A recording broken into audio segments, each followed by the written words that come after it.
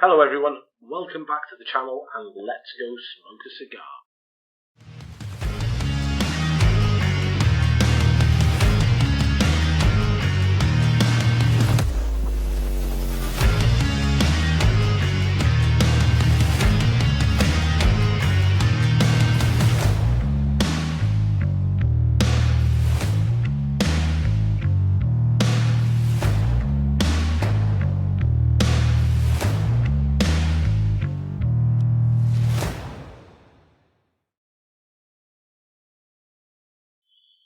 So today on the channel we are going to be talking about this thing by here. This is the Camacho Liberty Series 2021. This is a limited production cigar. There's only a certain number of these made every year. And there is a new one that also comes out on the yearly. I haven't been able to get hold of a 2023 or a 2022 one for that matter, so we've got a 2021 to take a look at.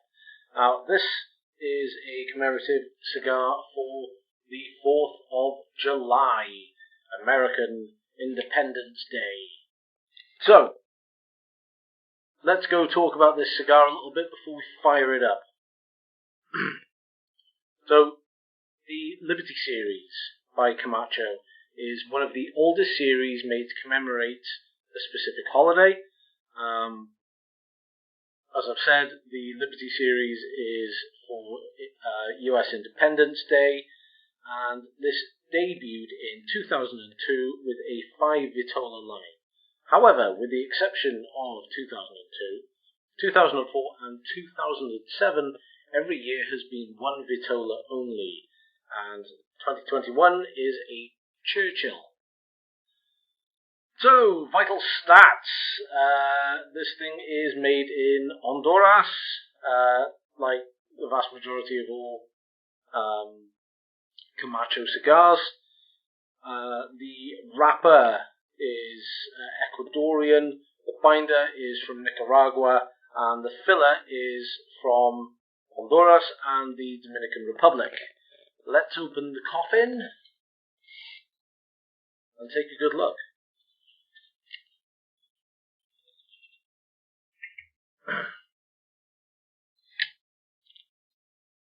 So, this is 7 inches long with a ring gauge of 48, and this is a Churchill.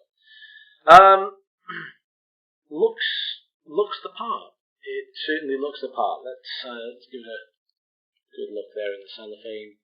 I mean, that is an all-American band right there, and you know you can see, you can absolutely see, you know, this is all about the 4th of July, and why not? It's the biggest holiday in the States, so why not celebrate that? It's you know, like all holidays, it's a good holiday to celebrate. So hell yeah. So in appearance, it has kind of a milk chocolatey coloured wrapper. Let's take it out the cellophane and have a better look at it. This is a little smoother than the last one I smoked. I have to admit, the last one I had was quite veiny. Not really to the cigar's detriment or anything, but it was quite veiny. You see there are a couple of prominent veins. Just show on the other camera. There are a couple of prominent veins around here and whatnot. But you know, that's okay. That's fine. We can do that. We can do with that. It's quite firm. It's got a nice little spring. There's no real soft patches in the cigar itself. Yeah, it's quite nice. Like I say, the band is very striking, very American. It's full of confidence, like you expect from what is essentially the all-American cigar. So before we get into this thing and light it up, I'm having this today with an Elijah Craig, because I mean, Kentucky Straight, that's pretty American. Let's be fair. So we're going to have a Kentucky Straight with this smoke today, and I think that would go pretty well. We'll get onto that later though. Pre-light notes. Get a bit of cocoa and silage on the body and along the foot of the cigar. I've used my V-cutter with this, just because I like V-cutters. And on the cold draw, a little bit chocolatey, a little bit of a pepper tang that's left just around the lips, which I quite like. And like freshly mown grass lights very well. Yeah. I know I haven't really toasted this one, but I did toast the last one. It toasts very well, adding a bit of buttered crumpets. It's a little bit British, but I mean, that's kind of the flavour that it adds to it. I'm actually getting some of that through now as well. So buttered crumpets. There we are. That's a bit novel, isn't it? Before we go into the thirds and whatnot, I want to talk a little bit about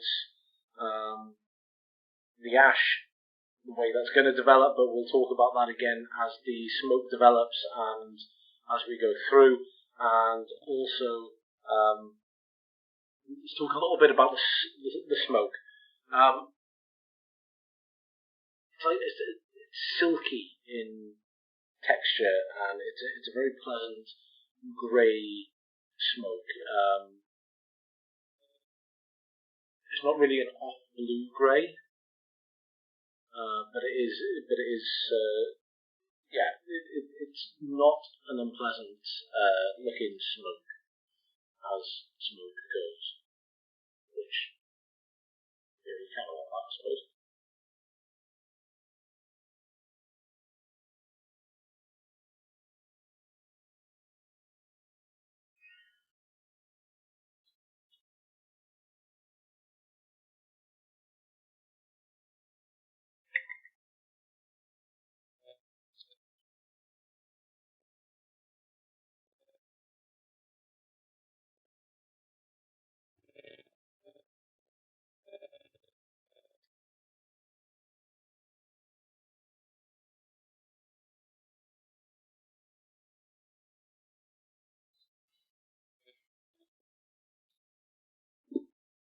So, into the first third.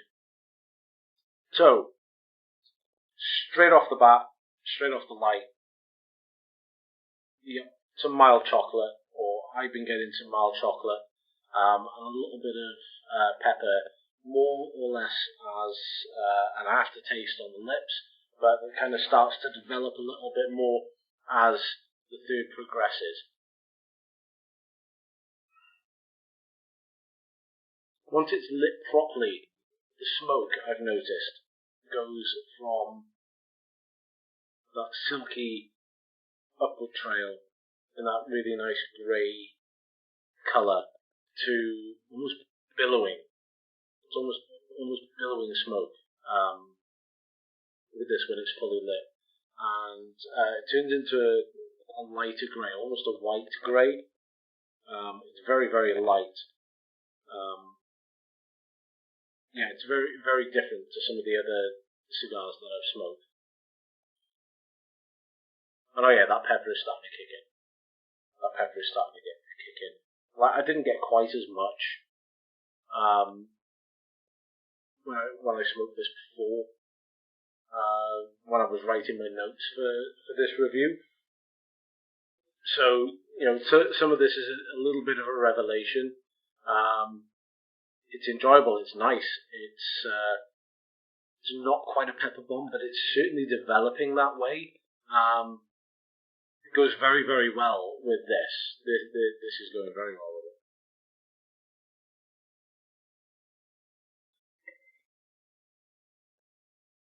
Yeah.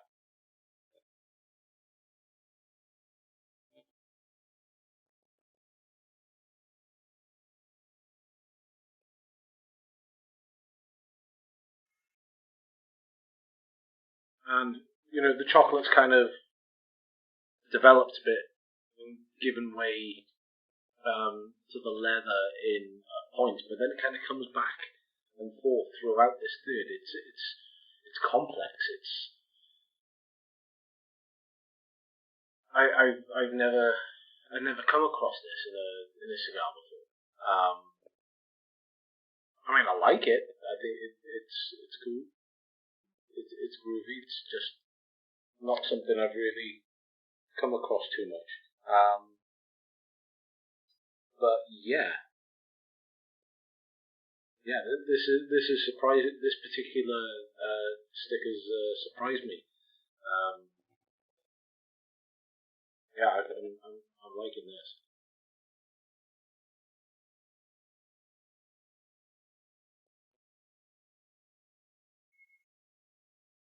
So, as we're coming into that second third, I want to talk a little bit about this ash. And, it is reasonably robust. It's not the most robust ash that I've had, but it is reasonably robust. It's not unpleasant, as you can see by there. It's quite light. It's got this kind of transition in dark and light grey pattern almost to white.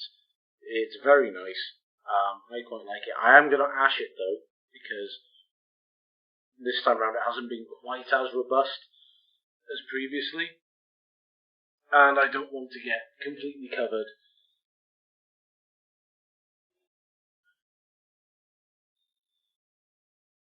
So, the second third.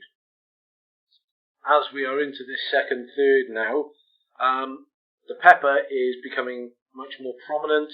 I had previously written that it was joining the main flavour of chocolate fully.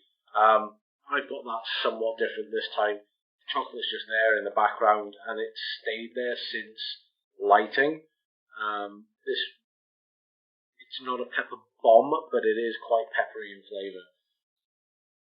Still got those nutty notes that's in there. A little bit of dry cedar that's in, so some nutty hazelnut type almost notes, which complements the chocolate quite well that I was getting earlier. There's a little bit of leather I'm getting in there as well, which is nice, and that helps to balance out the punch from the pepper quite nicely. I'm liking that.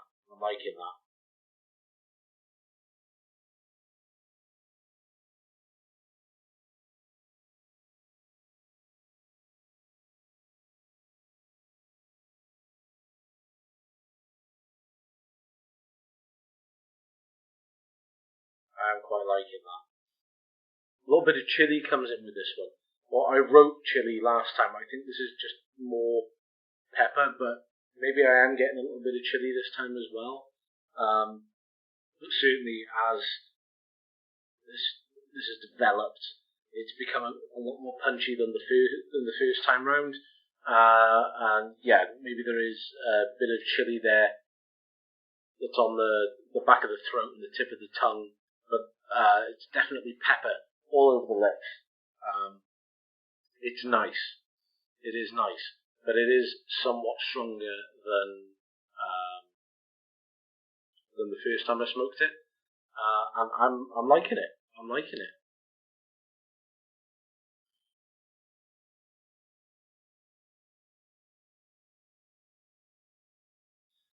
The smoke on this now has become somewhat more chalky in its texture. It's still got that nice grey kind of colour, but it is a little more chalky. It's not quite as pleasant a texture. The colour's still nice.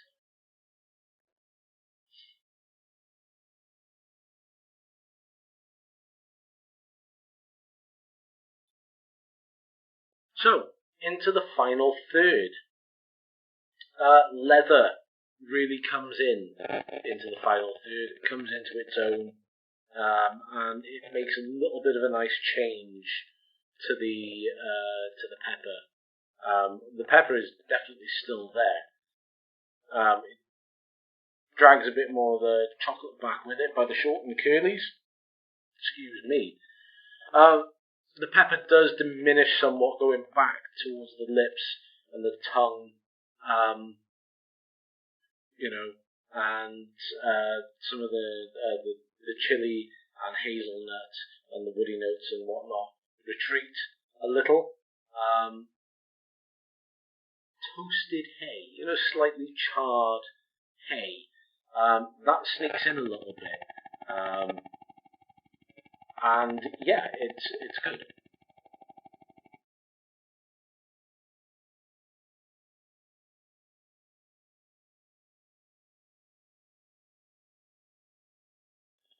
So an extra note that I want to put in there for this final third is, as it starts to come out to close, we're a good halfway through this final third now, and from here on out, that pepper really comes in for like one last final punch, and boy is it a haymaker.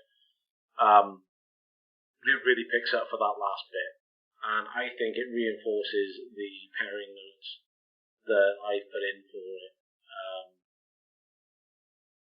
I think this is a very enjoyable cigar.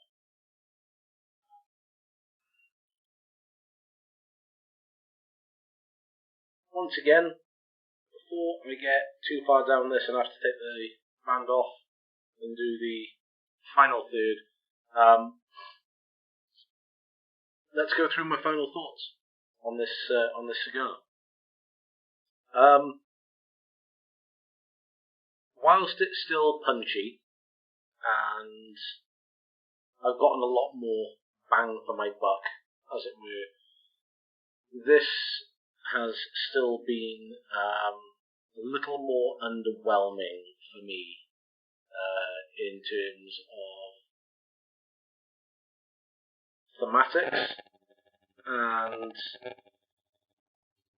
what you'd expect from a cigar that's, it's beautifully packaged, it's bold, it's punchy in its appearance, it's aesthetically very pleasing. I mentioned those couple of veins earlier, but it is aesthetically very pleasing still. But in terms of the actual punch that I get from this, it is a little underwhelming. I was expecting much more of a pepper bomb,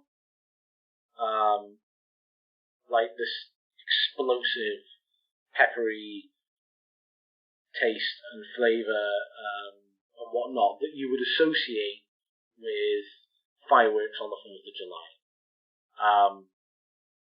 Don't get me wrong, this is still a very nice cigar. It's still a very nice cigar, but I do feel it's lacking that punch. It is a nice cigar. I'd say it's the stronger side of medium in its overall strength and flavour. It's got very good quality construction, and it's beautiful, most impeccable presentation, which I very like. And despite being underwhelmed by it, I am actually very much considering buying a box ready for next year's 4th of July function with work, because I work for an American company. So they do the whole 4th of July thing, and I get all the American holidays during the year as well. So yeah, I'm certainly considering getting a box of these in time for next year's 4th of July celebrations. Yeah, but it does just lack the punch, I think, a little bit.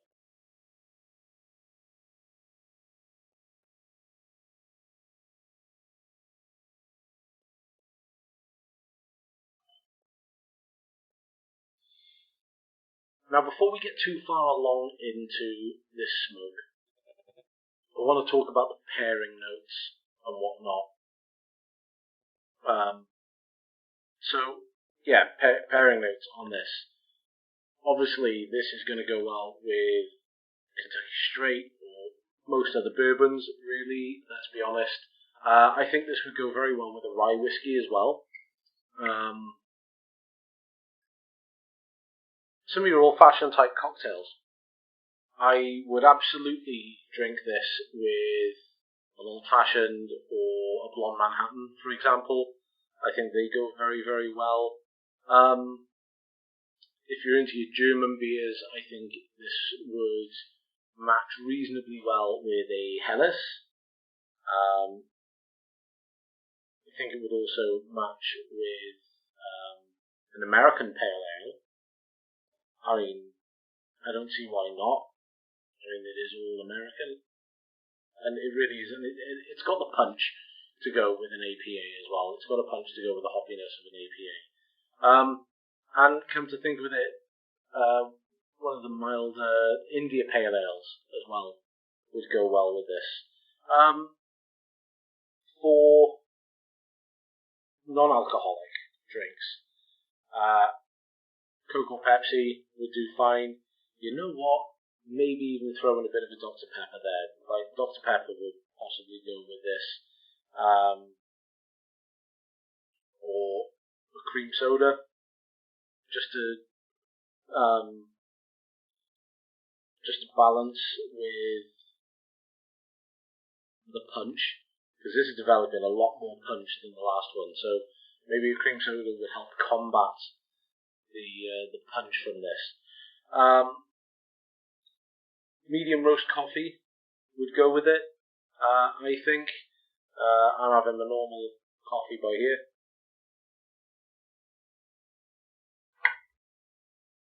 And